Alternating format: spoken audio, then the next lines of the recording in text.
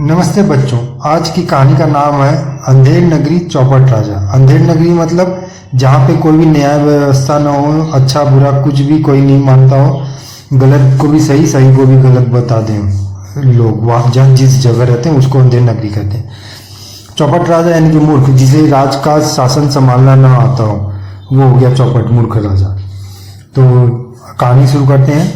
एक गुरुजी थे, वे अपने 2 शिष्यों के साथ भ्रमण पर निकले थे, देश भ्रमण पर, विश्व भ्रमण पर, मतलब घूमने निकले थे कि यहाँ से वहाँ घूमेंगे।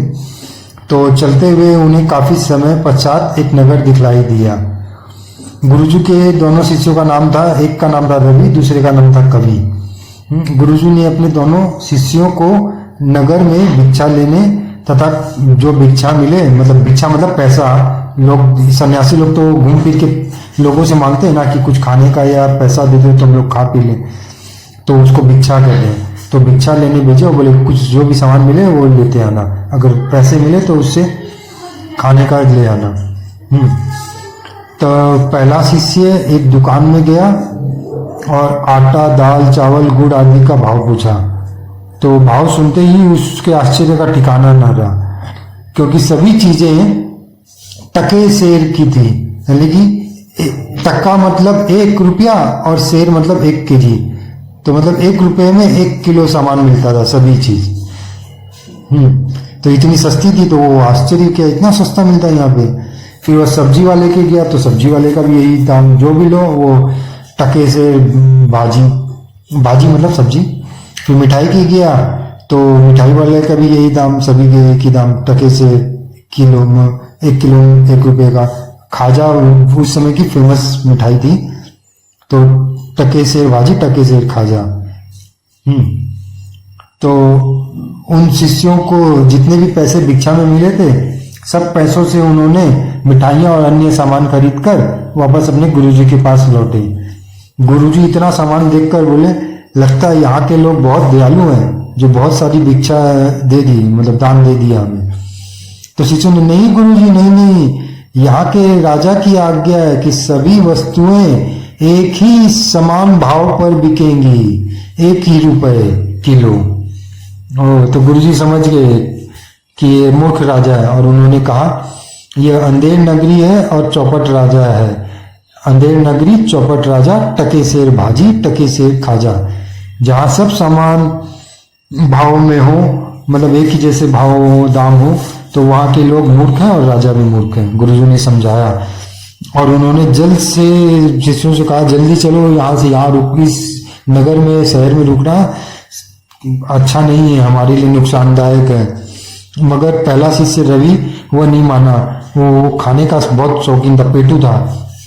तो बोला, नहीं गुरुजी, मैं तो यहीं रुकूंगा, मैं रोज मिठाइयाँ खाऊंगा मुफ्त में। गुरुजी ने काफी समझाया मगर वो माना नहीं। तो गुरुजी दूसरे शिष्य कवि के साथ चले गए, बोले ठीक है, मैं कुछ दिन में आता हूँ, कुछ समय में। इधर राज्यसभा चल रही थी, एक तो मामला आया हुआ था राज दरबार में, उसकी सुनवाई चल रही थी। एक नागरिक था कल्लू, उसकी बकरी मर गई थी, क्योंकि पड़ोसी का जो दीवार है घर की, वो उसकी बकरी पर गिर गई थी, इसलिए वो बकरी मर गई थी।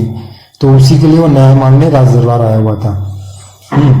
तो जिसकी दीवार गिरी थी उसने कहा कि कारीगर ने कमजोर दीवार बनाई थी महाराज, इसलिए दीवार गिर गई, तो सारा कसूर कारीगर का। तो राजा ने कारीगर को बुलवाया। कारीगर ने कहा कि महाराज, चूने वाले ने खराब चूना दिया था, हाँ, पतला चूना दे दिया, इसीलिए दीवार कमजोर बनी और गिर गई और बकरी मर गई। तब फिर महाराज ने चूने वाले को बुलवाया। चूने वाले ने कहा, महाराज, वो पानी वाले ने ज्यादा पानी मिला दिया था, हाँ, इसीलिए दीवार, चूना कमजोर बना, दीवार कमजोर बनी और गिर गई, जल्दी बकरी मर गई। तो पानी वाले को बुलवाया गया।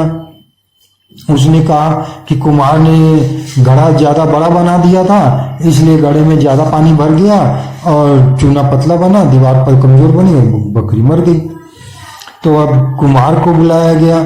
उसने कहा कि मिट्टी वाले ने ज्यादा मिट्टी दे दी थी, इसीलिए ज्यादा बड़ा घड़ा बना और ज्यादा पानी भरा गया, चूना पतला बना और दीवार कमजोर बनी, बकरी मर गई। तो अब बोला कि मिट्टी वाले को ढूंढो, मिट्टी वाले वही था जिसकी बकरी मरी थी। तो सारा कसूर अब उसी पे ही आ गया कि तुमने ही कमजोर ज्यादा मिट्टी दी थी, इसीलिए तुम्हारी बकरी मरी। तो अब बकरी मरी है तो सजा तो किसी को मिलेगी। तो सजा भी अब तुम्ही को मिलेगी, तुम्हें ही फांसी सजा है, क्योंकि मौत की सजा मौत ही मिलेगी। तो तुम्हें ही मरना पड़ेगा। तो बकरी वाला सोचा ये क्या, मैं तो न्याय मांगने गया था, उल्टा मेरी बकरी भी मरी और मुझे ही फांसी पर चढ़ाया जा रहा है। तो उसे फांसी पर चढ़ाया गया तो देखा कि वो तो पतला है। तो किसी मोटे आदमी की जरूरत थी क्योंकि फांसी का फंदा बड़ा था। तो राजा ने आज्ञा दी किसी मोटे आदमी को पकड़ के लाओ, उसे सजा मिलेगी। तो सबको यहाँ वहां गए। तो उन्होंने उसी शिष्य रवि को देखा, वो मोटा तगड़ा था। हाँ, और उसे पकड़ लिया, फांसी बोले तुम्हें फांसी चढ़ाएंगे। बहुत रोया गिड़गिड़ाया। हाँ, और फिर पछताया कि मैंने गुरु जी की आज्ञा नहीं मानी, इसीलिए मुझे आज मरने पड़ रही है। मूर्ख लोग मेरी जान ही ले लेंगे आज तो फांसी पर चढ़ाकर। तभी संयोग से वहां पर भाग्यवश गुरु जी आ गए कवि के साथ। उन्होंने सारा मामला सुना रवि से। हाँ, और उन्होंने उपाय भी ढूंढ निकाला, बोला मैं तुम्हें बचा लूंगा। तो अब गुरुजी ने रवि के कान में कुछ कहा और अब दोनों जन झगड़ा करने लगे, गुरुजी, रवि और कवि, तीनों जन। कि पहले मैं चढ़ूंगा फांसी, पहले मैं चढ़ूंगा। वो बोलता नहीं पहले मैं चढ़ूंगा, गुरुजी बोलते पहले मैं चढ़ूंगा। राजा ये सब देखकर चकित रह गया है। अभी तो ये शिष्य रो रहा था कि फांसी पर नहीं चढ़ूंगा, डर रहा था, और अब ये दो जन और आ गए, ये तीनों बोल रहे कि मैं फांसी पर चढ़ूंगा। उन्हें पूछा मामला क्या बताओ। तब गुरुजी ने कहा कि महाराज मुझे फांसी पर चढ़ा दीजिए, मैं बड़ा हूं, क्योंकि आज फांसी जो भी पहले फांसी पर चढ़ेगा वो मरकर स्वर्ग का राजा बनेगा, इसलिए हम तीनों लड़ रहे हैं। यह सुन मंत्री बोला नहीं नहीं नहीं, पहले मैं फांसी पर चढ़ूंगा, मैं बहुत दिन मंत्री रह लिया, मैं राजा बनूंगा। हाँ, तो राजा ने सबको चुप करा दिया, चुप रहो, मैं राजा हूं और मैं ही स्वर्ग का राजा भी बनूंगा। और उसने खुद को ही फांसी चढ़ाकर मर गई। इस तरह एक मूर्ख राजा से लोगों को छुटकारा मिला। और ये कहावत उसी समय से शुरू हो गई, अंधेर नगरी चौपट राजा, टके शेर बाजी टके शेर खाजा। तो इस कहानी से हमें यह शिक्षा मिलती है कि हमें बिना सोच विचार किए कोई भी कार्य नहीं करना चाहिए।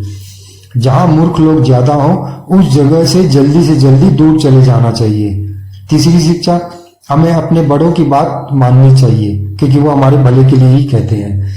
चौथी शिक्षा, अगर हम किसी मुसीबत में फंस जाए तो अपनी